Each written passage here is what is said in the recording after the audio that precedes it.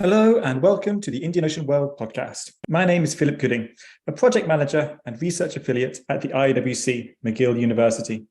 We have something a little different to the usual programming in this podcast. We are currently on hiatus from our usual interview-style recordings, with a planned return in the fall of this year. We have thus taken the opportunity to take stock of some of the research we have been doing at the IOWC, particularly over the last year, with a view to telling you all about it, the perspectives of some of our undergraduate research assistants. Thus, what follows is 4 short interviews between myself and 4 of our RAs who have been working with us over the last year. In the order they appear, they are Wukai Jiang, who is a major in geography, Nadia Fekih, who is a major in environmental studies, Alex Springer, who is a major in international development, and Lilia Scudamore, who is a major in history. They discuss how they got involved with the IOWC, the work that they've been doing here, and their plans for their future. I hope you agree that they are a very inspiring group of young scholars. Enjoy.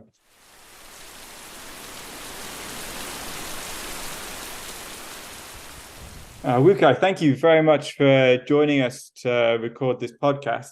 It's been great working with you over the last few months. I just want to kind of give a sense to all our audience, and I'm going to ask this to everybody as well. What's your kind of research background, what you've been doing at McGill broadly, and then what made you want to get involved with the Indian Ocean World Centre to begin with? So my major is geography and the minor is history. So the thing Indian Ocean World Centre do is really like in the intersection between geography and history. One of my particular interest is like the connected zone. Like I am interested in the places that connected different area. And I think Indian Ocean Center is doing like global history that is not discussing only the separate area. This is also one thing I'm interested in it. And I know this project, of course, by taking one of your class at McGill. It's about just world history of climate, and in that class, I just one thing I learned is just climate is an active actor of the history, not just a background.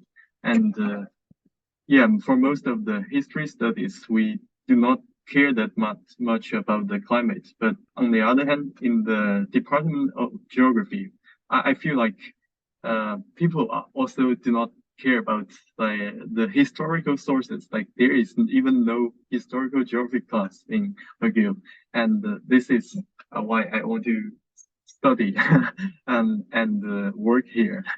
Thanks very much for bringing up that class. It's one I really enjoyed teaching, and it's great to have you as a part of it too. So, of course, you mentioned that you work in geography, and that was something that we wanted to highlight with the project that we got you working on here. One of the things that we got you immediately onto was to analyze parts of the REACHES database, the Reconstructed East Asian Climate Historical Encoded Series, to give its full name. And for interested listeners, should go back and listen to one of our previous podcasts with Pao K. Wang, who is the lead author on that database. Is there something that you found particularly interested about the REACHES database? Something that could you explain what you did with, kind of explain what you've been doing with aspects of it, and anything that you found particularly interesting for your wider academic study? Yes. Like my first impression of REACHES database is overwhelming, but like I approach it in like 2 directions, both quantitatively and qualitatively. Like I organize the database because it is a digitalized database, and it has a detailed data of each place. It has longitude and latitude, but it is in separate table. One thing I did at first is just to congregate them into the same table. So that we can map them like in a time series, map them more easily. And it includes the precipitation and the drought level, the mapping part is one of my favorite part. And another thing I do is more historical research, just to get back to the original record, or this is a digital database. I go back to the original Chinese historical record and find what they are saying in these sources, and just link each record to the original source. There are definitely so many things interesting. I am thinking one thing I find particularly interesting is just although we are studying about the climate record, this climate thing really infects many things outside climate. One thing seems pretty distant from the climate is culture and belief, and I can see how climate play a role in the shaping of Chinese traditional belief. It is generally thought that there is no such thing like a religion in China, not as in Europe. But I think the Chinese emperor do believe in something that whatever is effective.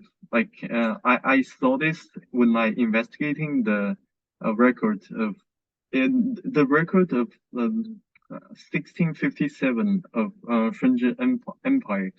He just after praying for rain, and the praying does work, and there was a rain, and he just institutionalized the process of the pray for the rain, and and I think it is not only the progressing of this belief, but also we know the first few empire of the Qing dynasty, they are learning Han culture. This kind of ritual is an important part of Han culture, and I think this is also a part of legitimize their rule, and also integrating more Han people into their empire or something. This is just an example, how act respond to the climate change is so important in the evolution of the empire and the shaping of culture and belief. As I said, although it is climate, it affects so many things outside climate. Thanks for that. And that's a really interesting thing. And you're kind of referring to the mid 17th century there, and that's something that we're really interested in terms of studying the effects of climate. For what historians tuning in will know, that this is a period of general crisis, is often referred to, and this is something that kind of really comes through in the sources that you've been looking at. So thanks for that. So Wukai, you obviously don't just work at the IOWC, you've got your studies going on. What's next for your studies? Is there anything from the IOWC work that you've been doing at the IOWC that you see taking forward with you? I think I learned a lot in terms of both geography and history. I learned how to process the database and archival sources, but specifically, and just from my initial manipulation of the Excel, the richest database, and also to the interpretation and the integration of the Asian Chinese source to the digital record. They required so many both learning of the historical context and more statistical skills, and I really enjoy the process also. And the map is I really also like the mapping process to spatialize these abstract records. And in terms of my future plan, as I said before, I am pretty interested in relation geography. Instead of studying this disconnected space, I investigate the connection between them. And I think Indian Ocean World Center really provide opportunity to like improve my skill in this area. And I will have some field study in like Indian Ocean region, but I my future study might not be in this region, but still pretty much related to connection. And this area is like Central Asia. It's the place where Silk Road, Asian Silk Road goes. I think many many skills I learned in Indian Ocean Center will be still effective in my like future interest in this area. Yeah. Thanks, Wukai. It's really nice to hear. You didn't have to say that. Okay. But thank you so much. And I'm really glad that you found it fruitful. And you alluded to it that you're off to do some field study in the Indian Ocean Center, in the Indian Ocean region. Sorry. Yeah. Listeners may be interested to know that you're about to head off to Singapore for some research. I really wish you the best on that trip, and I hope we get to work together again down the line. Right. So thank you very much.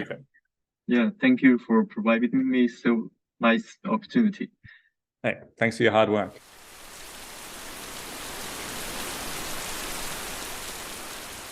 Nadia, thank you so much for joining me and agreeing to this little discussion. It's been great working with you the last few months. I just want to kind of give a flavor for our listeners. What are your research interests and what made you join the IOWC earlier this year? Yeah, so I just finished my second year in environmental studies at McGill, but I was also minoring in history. And the history minor was purely out of interest on my part. I've done a lot of classes in it, especially in North America, specifically Canada. I kind of just stumbled upon the IOWC because my roommate brought me to an event hosted by the History Student Association at McGill, and I saw you give a talk on, I believe it was rainfall patterns in East Africa, and that for me was extremely mind-boggling that history and environment, specifically climate, could combine in such a way. And the way you were kind of presenting the data and how it served to give a bigger picture of other processes at the time, especially, how it influenced agriculture and stuff. That to me really resonated with me. And I instantly started researching the center, and I sent out an email to you, a complete cold call. And I was like, is there anything I can do at the center? I would love to get involved somehow. And at the same time, I was taking a class on the anthropology of nature and how different groups throughout history and even contemporary groups perceive nature, and specifically with regards to like resource extraction. And that also spoke to me in a similar way. It was a different way of thinking about environmental studies that wasn't super focused on mitigating climate change, for example, which of course that's crucial and extremely important. But I think if we can't get to like the historical roots of why we are in this situation and why, our climate is changing and in some instances degrading, I think it's kind of like putting a Band-Aid over an infected wound. You're never going to really get to the source of it. So for me, this past semester has just been about kind of opening my eyes to what is out there in terms of environmental research and finding what speaks to me and what, fulfills me. And I think looking at history is a way forward in another way that I hadn't experienced before. And so I was really excited to be offered the position at the center, and I've really enjoyed my work so far. Wonderful. That's really great to hear. Well, you alluded to it right at the end there. You've enjoyed your work so far. So what have you been working on? Perhaps you can give a sense of that to our audience as well. Yeah. So this semester, I started researching Cape Town in South Africa, or what is present-day Cape Town, with the arrival of the first Dutch settlers and the East India Company. And we know from like a social history perspective that they wanted to settle at the Cape for a rest stop between the Netherlands and present-day Indonesia. And our understanding of why the Cape eventually evolved into a settlement instead of just a rest stop is kind of patchy. From what I understand, the company started quickly like losing money. It wasn't a very fruitful, I guess, rest stop. It wasn't serving their needs, which led to them eventually dismissing a lot of their men who went to go settle further inland. And as we know today, these are the first Afrikaners, which for better or for worse, they've been integral to the history of South Africa. And so the main, research question that we were looking at was, were these failings, were they climate related? And if so, was this crisis particularly bad during the years of settlement? Or is it just like a mismatch between Dutch agricultural practices and the normal weather of the Cape? And so to get the answers to these questions, I looked through the journals of the colonial administrator Jan van Riebeeck, and these diaries were very robust in information. He logged the weather every single day for 10 years, and kind of in great detail. I mean, relatively speaking, he gave an indication of what the wind direction was nearly every day, the strength of it, rainfall. And interestingly enough, I think he kind of had a good sense of, especially by the end of it, about what was normal and regular in terms of wind or rainfall pattern, depending on the season. And so he kind of gave some commentary as well, a lot of the time being like, these strong winds that we're seeing are very regular for the summer months, versus some years he'd be like, well, these are super strong and super not in season for what we expect. So it was there was so many details in it. And and now I'm finished that like initial stage of researching it. And I just started working with QGIS, and this is the first time I'm ever doing anything of the sort. So it's really interesting.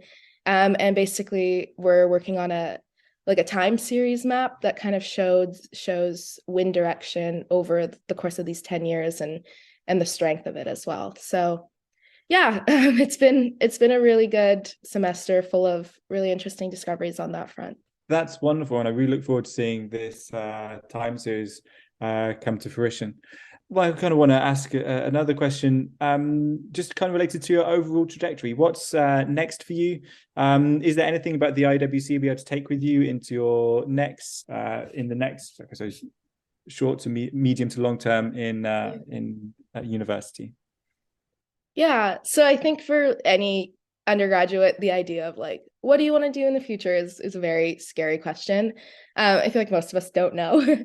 And I think we're trying to like put off going out into the real world for as long as possible. So I think for the next 2 years, I'm just going to try to kind of hone in on specifically research. I'd love to pursue an undergraduate thesis in something related with environmental history. That's sort of that's kind of stuck with me and I enjoy the most in my studies.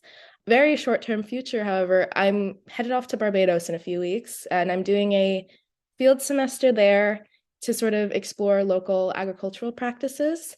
And I think in terms of my work at the IOWC, that's going to be like a crucial foundation for me, just because it will be really interesting to see the lasting impacts of colonialism versus sort of what managed to kind of slip through the cracks and what local knowledge has really stuck with the locals. And just in general, I feel like this research has really nuanced my understanding of colonialism. And what we see in the diaries are the Dutch are very keen to sort of take resources from the native people. In fact, this has been a point of contention just because the natives aren't able to kind of meet this demand of cattle that the Dutch place on them. And it's very reminiscent of a paper I had to read for one of my classes earlier this semester about the various stages of ethnobiology. There's an ethnobiologist who proposed that the history of the field sort of begins with this very exploitative way of dealing with local knowledge, and they don't have much of an interest of actually working together with the native people of South Africa. It's very exploitative in the sense that they just need cattle from them, and they're very eager to kind of push them away and allow them to kind of form a Dutch settlement there. So now, according to Hun, who was the ethnobiologist who penned this paper, we are sort of in a stage where we're more eager to learn from local communities just for the sake of learning from them and not necessarily for any end goal. And so I will be working in a botanical garden in Barbados as well. So I'm very eager to kind of explore what that looks like in a real world setting. And finally, I just started with GIS, as I mentioned, and I would really like to continue exploring that. My knowledge right now is very rudimentary, but McGill does offer quite a few classes on it, so I would love to take more and see what else I can do. It's a very valuable tool, not just in geography studies, but in many fields. And when I was interviewing for this position, actually, you, Dr. Gooding, you told me that if you know GIS, you'll impress any historian over the age of 35. And I think that's really stuck with me. And I would love to learn more about it and see what other ways it can be used. I do wonder what our listeners are going to think about that comment, but there we go. Feel free to cut it out if you need to. Oh, no, we'll keep it in. We'll find out how robust our listenership is with that one. Great. And I look forward to it. And I definitely stand by it, just for the record. All right, Nadia, thank you very much. I'm really excited to hear how your research progresses, and I like this point that you've drawn from your research about ethnobiology and with the paper by Han, which I am not familiar with and would love to become so. But what you're kind of thinking about doing learning for learning's sake and having practical applications. I think your idea of like pursuing GIS, that's one way that things often become practical, is by mapping them and visualizing things. So if maybe this is something that you'll be able to become a pioneer of, because I don't think this is, if this is the state of ethnobiology at the moment, and then it's looking for some kind of practical solution or practical applications, GIS may be one way of thinking about that, and I'd be very interested to hear more. So thank you very much for this, and thank you for all your hard work over the last few months, and and have a great time in Barbados. Thank you. And I hope we get to work again together in the future. Yeah, absolutely. Me too. And I shared this with you before, but thank you again for just giving me this opportunity to be able to do something so, fulfilling to me and just fascinating so early on in my undergraduate degree. I'm so thankful for it. Thank you. And I'm thankful for you too. Thank you.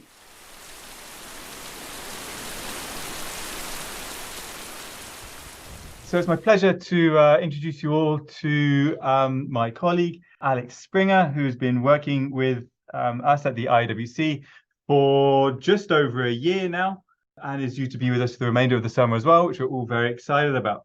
Alex, thank you very much for agreeing to discuss what you've been doing at the IOWC and what you plan to do in the future as well. Firstly, I'd just like to ask you more about your background. How did you get involved with the IOWC? What attracted you to it? What have you been doing at McGill more broadly?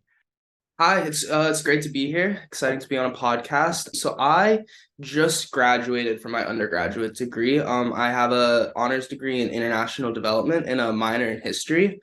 So what brought me to the IOWC in the first place was I took a class that Gwyn taught, just a topics class on the Indian Ocean world. And he kind of just gave like a survey of the history from beginning to end, where the idea of the Indian Ocean world came from. And I really loved the class. I thought Gwyn was a great teacher. I really engaged with all of the material and had a great time doing it.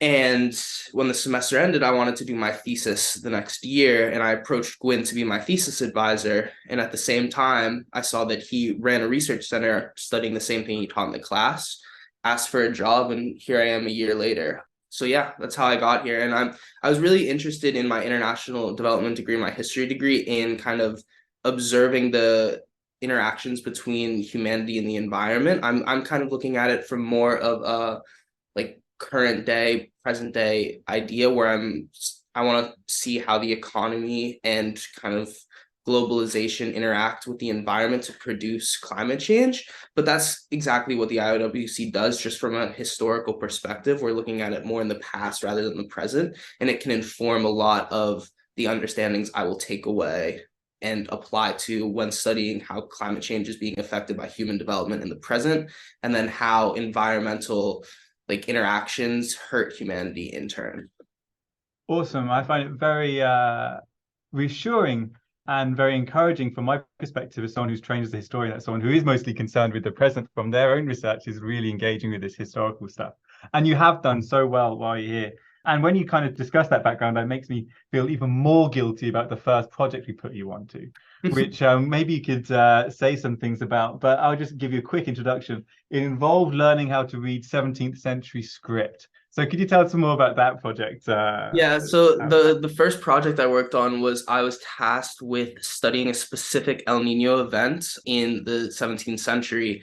So primarily what I did was I read Old English documents from the East India Company at the time. They were all handwritten script. A lot of them were water damaged. And I was looking through them, parsing for any comment on weather or crop patterns or kind of prices of goods to see how El Nino was affecting the economy and the political stability at the time. So it was a lot of just reading, and it took me 2 weeks to figure out how to read Old English. I'd never learned cursive in school. I was like, this is going to be an interesting job at first if I'm just going to be reading old documents the whole time, but it definitely picked up, and I got to do some more interesting things on later on. And I even learned a lot in that project with what I got to do after the readings. After I got through all of that, I learned a lot on Excel and how to kind of operate it, and I learned a lot about how to use GIS and stuff like that through the Old English. So maybe it started off a little boring, but you're able to do so much with the information you garner from these texts that I was able to do some cool things.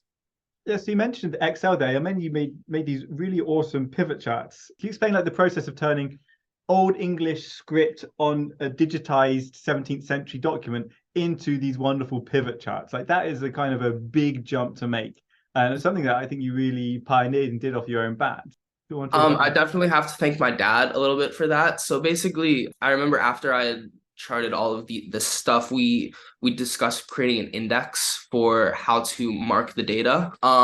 It was a scale of -3 to 3, -3 being a really bad drought, 3 being a really bad flood. So once I was able to mark all of this data along these lines and put dates in with it, I was sitting on a plane. I was sitting next to my dad, and he's an Excel wizard. And basically, he was just showing me how to make pivot tables and do all of this cool analytical stuff that Excel does for you.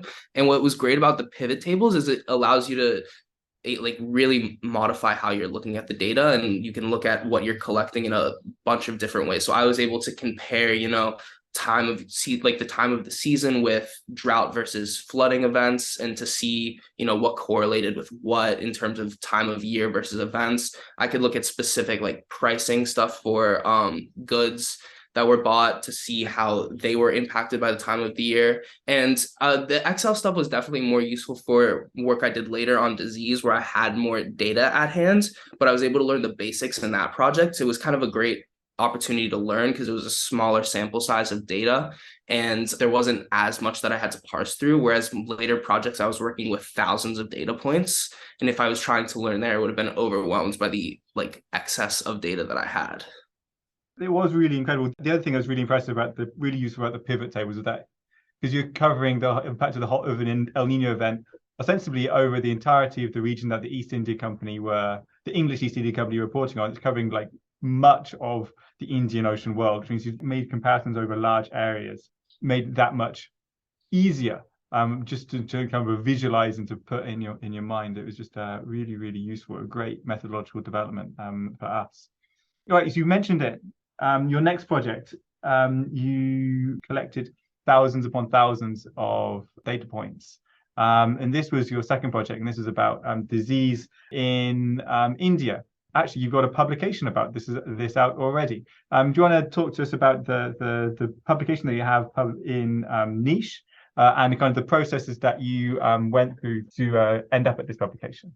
Yeah, so Niche was kind enough to let me publish a little just entry about what I was doing with this research. So basically, what I published on Niche was an explanation of the wealth of online resources that multiple libraries in Europe and in Southeast Asia have published of primary sources throughout history that have been kind of collected by these libraries over time. And there are these huge databases of resources that specifically deal in disease.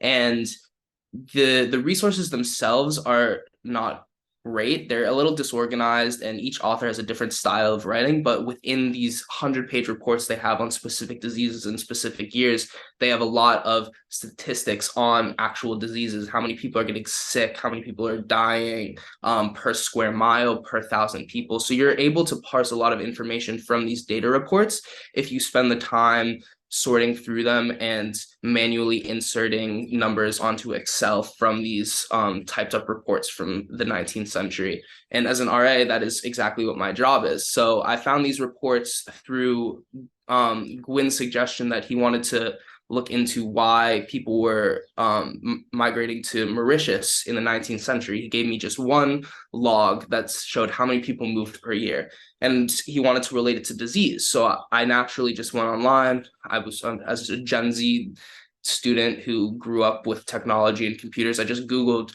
databases of disease of India in the 19th century, and all of these different databases popped up. And I was able to just parse through them and look through them. It took me about 2 months to collect, I think it was around 1,200 data points of different statistics. Underselling yourself. It was 10,000. Was it 10,000? Wow. Yeah, I've got it in front of me. I've forgotten all of the manual inputting I did. No wonder it took me 2 months to do all of that. Jesus. But basically, after I was able to input all of these different points, which was a month by month accounting of total number of deaths, usually per province, and then within per province they had additional statistics of per 1,000 people, how many people got sick, and per 1 mile, like how many people per 1 mile got sick. So I inputted all of these statistics, and then again, using the pivot tables that my dad so kindly taught me how to do, I was able to separate all of these points based on province, based on year, based on time of the year, to really get a good comparison of what it is actually looking like. And we were really able to visualize it before I went into the next step, which was making maps of all of this data on QGIS. And then, so after I did all this process, after I created maps, which was a hellish process that I'm sure we'll get into, I was able to publish this project through Niche and also on the IOWC's website where the maps are today. So it was a great opportunity. Big reason I got into grad school was these projects that I got to work on and actually like lead myself.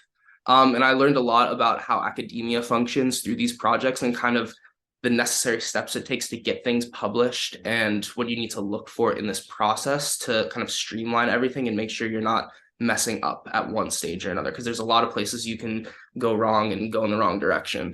Wonderful. I want to clarify something for our listeners as well. When we talk about niche, we're talking about the network in Canadian history and environment. And we'll make sure that there's a link to Alex's post in this academic blog in the description for this podcast as well. Yeah, so the maps. This is a monumental effort. You're turning these 10,000, this just over 10,000 data points into a time lapse. How did that go? So this is on the IOWC's website. This was probably the greatest learning project and process that I've done at the IOWC, because going into this, I really had no idea how to use GIS. And what me and Nod fondly refer to YouTube University at work was a huge help in this process, as well as Nod himself. But basically, you have to take all of these data points and you have to format them in a specific way in terms of the index you're using on deaths per 1,000 people. And then also Excel and QGIS are lovely and they hate historians in that you cannot they do not recognize dates if they're before 1900. So you have to go and mess with all of the dates to make them work in some manner on QGIS, because you can't just use regular date formatting. And once you do that, there's a slew of problems using QGIS. You have to make sure all of your equations are right for 10,000 data points. You have to make sure that you're using the right locations, that all of these data points are accurate in and of themselves with the equations that you're using on Excel. And then there's a ton of different formatting stuff. You have to consider the size of the dots. If you want to compare smallpox with cholera, you need two different size dots. You don't want them to overlap at the same time. You have to consider using monthly data points versus yearly data points, because sometimes you only have statistics on the year by year of the disease versus in some places you had month by month. So you have to figure out how to balance those two within the same map. This process took me about a month to do. I watched a lot of YouTube on how to make a map, how to make a time lapse, how to combine the two on top of each other. And then I had to figure out how to put it into a video form, because you cannot do this through QGIS. They only give you individual maps. And so if you're creating a time lapse over 100 years, you need to create 100 different pictures and then insert them into another software to make a video. That process took me like a week to figure out how to do. But again, it was a super, super useful learning experience. I now am an expert in QGIS. I can make a map in a heartbeat. I've messed up so many times and had to restart that I know the process inside and out, because once you mess up, you usually have to restart completely. It's not really easy to be like, oops, I made a mistake 2 steps ago, let me undo. You have to kind of go back and be like, well, that was wrong. Now I have to restart. But it was a great learning experience again. And now I'm very proficient. Yeah, it's a brutal one. It's a brutal learning experience. But once you know how, it is fun to do. And yeah, you just smash those maps out. All right. So obviously I mentioned at the beginning when introducing you, we've got you for the summer, but we know that we're also going to be saying goodbye at the end of it. Please tell us what you're doing next. What are your plans? So I am going to Imperial College London, where I'll be studying conservation science and practice. It's a really cool degree where I get to, it's very multidisciplinary, kind of like my undergraduate degree, where I get to understand conservation science inside and out. What conservation science is, for the viewers who may not be aware, is studying how to protect endangered species, threatened ecosystems, to better like support the functioning of nature alongside humanity. So for example, one thing I could focus on in my degree is, how to curb deforestation and convince local populations how to not deforest as much.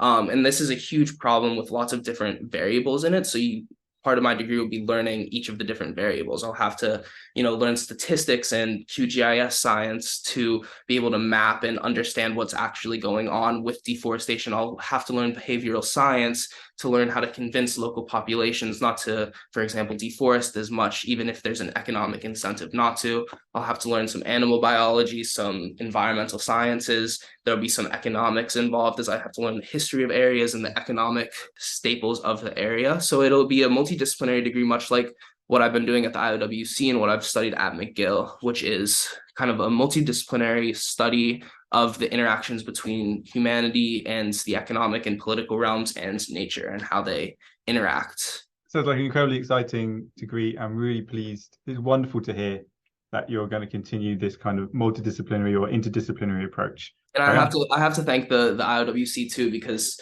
research is such an important part of getting into grad school. You learn a lot about academia, how it functions, and a lot of graduate schools really value having their students having done research prior, because you have such a better understanding of kind of how it all works and how the system functions and all of the bureaucracy and kind of process of getting something out and studying it.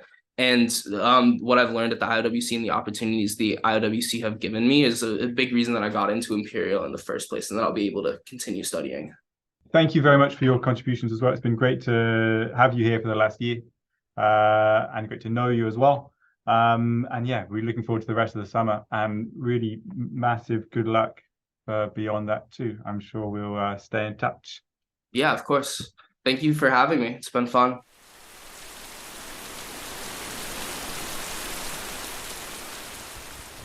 Hi again, everyone. It is my pleasure to introduce Lilia Scudamore, who has been an RA at the IWC since the beginning of this year. Again, as we've asked everyone else, it'd be really great just to firstly hear about you. What made you, Lilia, get involved with the IWC? What's your background? What are you studying at McGill? And how did that lead you here? Yeah, well, I just finished my second year at McGill. I'm a major in history with minors in economics and political science. And I began to get involved with the IOWC by first going to a History Students Association event in which I saw Dr. Gooding present on his research. And for me, based on the other history courses I'd previously taken, environmental history was a completely new concept for me. And hearing about ways to study history in such a vastly different discipline and apply it to things such as climate change was a really new idea for me. And so I became really interested in that and sort of started looking at the IOWC's other databases and just research. And then about a month later, I just received an email from the history department that the IOWC happened to be looking for research assistants at that time. So I went ahead and applied and have been involved since February of this year. So it's been really great and a lot of new, interesting work for me. Wonderful. Think about that. Had you done any kind of work on kind of the Indian Ocean world before? Kind of knowing a little bit the answer to that. How did you kind of get interested in the Indian Ocean world as well? And how did this relate to what you've been studying or what you've been researching while here at the IWC too? Yeah, so in fall of last year, I took a class it was just Intro to South Asian History. And it was a survey class. So there was a lot of content there that was, again, much different than other history classes, both just on disciplines that I've studied before at McGill, and then also growing up in the United States. Learning South Asian history is not something that's pretty normal. And so what I had learned had been a very general overview. And so I absolutely loved that course, but wanted to get more involved and learn more about it, especially because it was something so different. But I've actually been doing my research not on South Asia, but on East Asia and focusing exclusively on China in the 19th century in my research so far. Yeah, let's hear some more about that research then. Again, like Alex, who we've just heard from, I know I set you up with some archives. Could you tell us about those archive materials and what you kind of been looking for in them? Yeah, so I've been going through missionary books from the Church Missionary Society between, I believe I started 1834 through 1880. And I'm looking for similar things as Alex talked about, but looking for mentions of different environmental data in that research. So things like crop patterns, disease, mentions of rainfall, drought, floods, fluctuations in prices that might signal other environmental changes, and then recording those into Excel spreadsheets over time. And the primary reason for that, as I'm sure Wukai talked about as well, is we are working with the REACHES database on ways to verify the REACHES database and work with it because it is such a wide breadth of documentation, but also using human sources for environmental data has a lot of different benefits and drawbacks compared to other ways to research the climate. So especially using English missionaries who have arrived in China beginning in the 1830s, and their experiences for the next 50 years is another way to compare to both Chinese governmental data and then other models that we have. Yeah, and you've had a monumental effort. Covering 50 years of missionary correspondence is a significant archival effort, and it's been amazing to see how it's come through. Are there any kind of patterns you noticed in that missionary sources I think that you might be interesting to researchers? Or what explains the years where there are more data and what explains the years that there were less data, if you could have any idea on that? Yeah, absolutely. Well, when they first get there, there's very little data from those years. And I think there's a couple factors that, one, they have very few missionaries there just in the first place. So what is being written back is much more limited. There's also something I noticed, I believe it begins around the 1840s, where correspondence becomes a lot faster. And so there's way more to go through. And I believe they mentioned the introduction of steamships on the routes that they're going on, which is different as before. Steamships existed, but I don't believe they were going into the Indian Ocean as frequently until then. And so that vastly increased the level of communication research that there is, which is fantastic.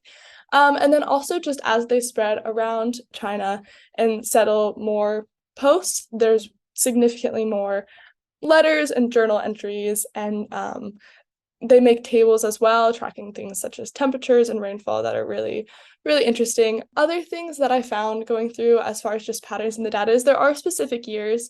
For example, 1843 and 1844 in Hong Kong, there's mentions of just vast death among both native and foreign populations there.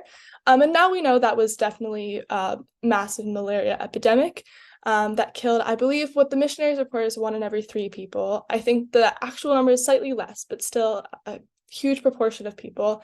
And I think, like Alex mentioned, for me, I found events like this that they mentioned really interesting. I ended up doing more research on that for a history course I was in. And that event structured Hong Kong today, both its geographical landscapes and the socioeconomic setup of Hong Kong reflects this specific event, as well as other outbreaks. So, for example, I don't quite get here in my data, but we know that there was a huge Black Plague outbreak that started in the early 1900s that also shaped this. So seeing those connections and how those have affected the world today, I find really significant, and it's probably the most interesting part of my research. That's absolutely fascinating, and not actually something I was completely familiar with. You made all those connections, and I want to kind of ask you kind of one thing. Did you get the sense that the missionaries in 1843-44 were conscious of the potential long-term influence that the outbreak of malaria would have on their settlement and on Hong Kong more broadly? Yeah, absolutely. They write about whether or not they're going to stay there, if they're going to stay in China at all, especially in the early reports. They speak about the climate being unhealthy and that whether or not it would be advantageous for their missionary efforts to stay there or turn attentions more to other places, such as India. They establish in Japan just a bit after they do in China. And they also compare these populations in quite racist ways as well. And so seeing those in text and what they're saying, comparing these populations that they're colonizing has also been interesting. Not something I'm tracking as much, but something that I think is important just to understand in these archival sources. Yeah, and it obviously means we've got more work to do as well as a team here at the IOWC, because obviously these kind of references are going to be entirely different to the kind of references that inform the REACHES database, which is a database of environmental phenomena composed or developed through close analysis of official Chinese sources. So it's the different kind of ways of reporting. So it's going to be really great to work with you moving forwards to kind of establish how and in what ways they report things differently and how this might influence how certain things are recorded. And then also after that, how they will be mapped as well. Thank you so much for your work, Lilia. Obviously, you're still McGill, you're still an undergraduate student. You mentioned you're just come to the end of your second year. What are your plans moving forwards? Yeah, my plans are largely up in the air. I'm hoping to finish my undergraduate degree in this upcoming year and then continue research and history work afterwards. But what that looks like for me, I still really don't know. As I mentioned, environmental history, now I'm much more familiar with than I was 6 months ago, but it's something that's still really new for me, but I think can be applicable to other fields that I tend to study more often. And so I'm hoping to get my master's degree and at McGill to stay involved with IOWC and other departments here that I find super interesting. And I think the intersectionality of my disciplines is something that I'm going to be working on and trying to figure out how to involve more in my research going forward. I've tended to lean more towards and take courses in histories of sexuality and gender. And I think going through this material as well, these are things that do come up, but when environmental catastrophes occur, how that affects both like mortality rates, fertility rates, and also just gender roles within families and communities is noted in these records and something that I find really interesting. So that's possibly something I'll pursue further, but I really don't know as of now. That is perfectly fine, but all these ideas, however sketchy they might be right now, all sound really interesting. It's been great having you at the IWC, and I look forward to working with you moving forwards. We would like to acknowledge the generous support of the Social Sciences and Humanities Research Council of Canada. The Indian Ocean World podcast is produced under the SSHRC-funded Partnership, Appraising Risk, past and present. The podcast runs in conjunction with the annual speaker series at the Indian Ocean World Centre at McGill University, Montreal.